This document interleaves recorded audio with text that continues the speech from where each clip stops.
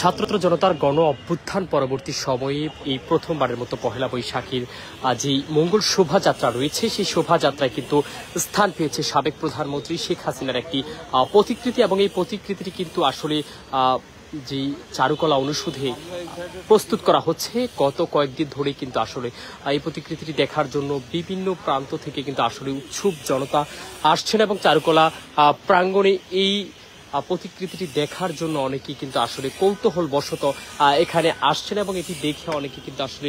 Frame বন্দি করছেন। সেটি আপনারা এই মুহূর্তে দেখতে পাচ্ছেন সরাসরি জবাবদিহির ফেসবুক লাইভে যুক্ত করেছি আপনাদের সকলকে চারুকলা প্রাঙ্গণ থেকে আমি মাহবুবুর রহমান জিসান। দর্শক দেখতে পাচ্ছেন যে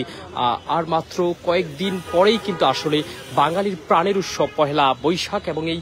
পহেলা বৈশাখে বাংলার নতুন বর্ষকে বরণ করে নিতে বাঙালি জাতি পুরো দিনব্যাপী কিন্তু আসলে বিভিন্ন আনুষ্ঠানিকতার মাধ্যমে উদযাপন করে দিনটিকে, এবং সেই দিনের বিশেষত্ব হিসেবে কিন্তু মঙ্গল শোভাযাত্রা বেশ পরিচিত এবং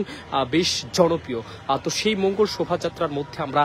দেখি যে প্রতিবারে কিন্তু আসলে বিভিন্ন প্রতিকৃতি থাকে, পায়রা, ঘোড়া, হাতি, মাছ থেকে শুরু করে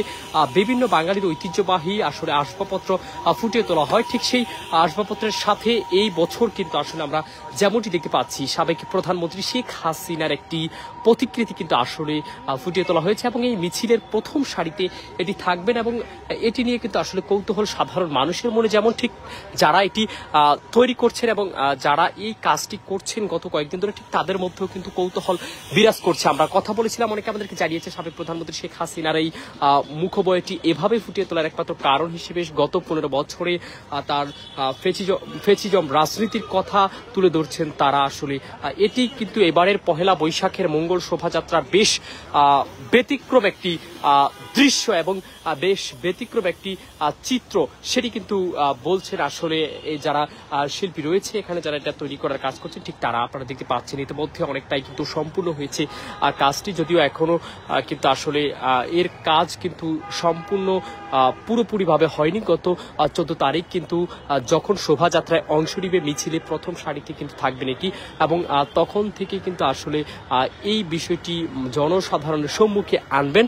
ইতিমধ্যে অবশ্য চারুকলা অনুষদে স্থান পেয়েছে শেখ হাসিনার এই প্রতিকৃতিটি, সেটি কিন্তু আপনারা দেখতে পাচ্ছেন সরাসরি।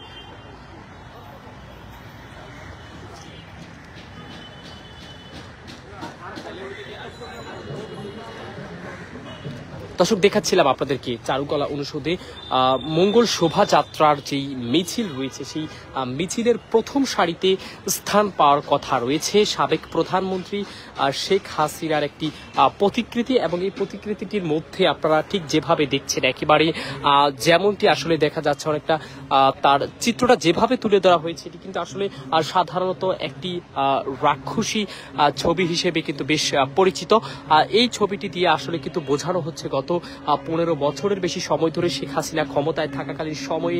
ঠিক বিরোধী মতাদর্শের রাজনীতিবিদদের উপর যেভাবে দমন নিপীড়ন চালানো হয়েছে ঠিক সেটি ফুটিয়ে তুলছে আয়োজকরা বলছেন, এবং একই সাথে সর্বশেষ গণ অভ্যুত্থান পরবর্তী সময়টাতে এসে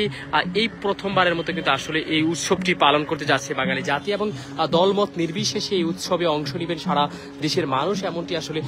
কামনা করছেন তারা। আপনারা দেখতে পাচ্ছেন আসলে মানুষ কিন্তু আসলে আসছেন, এসে এই দৃশ্যটি ব্যতিক্রম দৃশ্যটি দেখছেন, সেটি আমরা দেখতে পাচ্ছি চারুকলা অনুষদের সামনে থেকে সরাসরি।